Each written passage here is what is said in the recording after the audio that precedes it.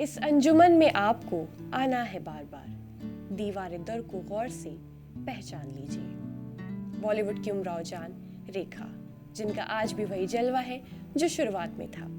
आज यानी 10 अक्टूबर को रेखा 70 साल की हो गई है, जिस बात पर यकीन करना थोड़ा मुश्किल है, क्योंकि रेखा आज के अदाकारों को टक्कर देती नजर आती है। आदाब, आप देख रहे हैं आवाज द वॉइस और मैं हूँ आपके साथ अमीना माजिद।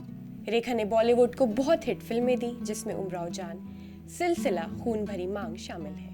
लेकिन आज हम आपको रेखा की उन फिल्मों के बारे में बताएंगे जिसमें उन्होंने मुस्लिम किरदार निभाए हैं। इसमें सबसे पहले हम बात करेंगे डायरेक्टर मुजफ्फर अली की फिल्म उमराव जान की, जो 1981 में रिलीज हुई थी। ये फिल्म रेखा की करियर की सबसे बड़ी फिल्मों में से एक है और इस फिल्म में रेखा ने अमीरन का किरदार निभाया था। ये फिल्म ही रेखा की पहचान बन गई, जो आज तक लोगों के जहन में मौजूद है। इस लिस्ट में दूसरी फिल्म है मुकद्दर का सिकंदर, जिसमें रेखा ने जोहरा बेगम का किरदार निभाया था।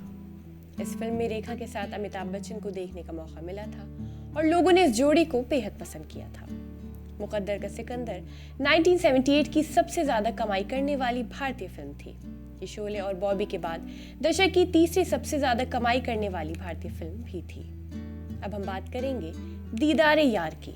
इस फिल्म में रेखा ने हुस्ना बाई का किरदार निभाया था और उनके साथ इसमें जितेंद्र, ऋषि कपूर और टीना मुनीम को देखने का मौका मिला था। इस लिस्ट में अगली फिल्म है मिस्टर नटवरलाल। 1979 में आई एक कॉमेडी फिल्म है जिसकी शूटिंग कश्मीर में हुई थी। इस फिल्म में रेखा ने शन्नू का किरदार निभाया था और उनके साथ फिल्म में अमिताभ बच्चन, अजीत, कादर खान और अमजद खान थे।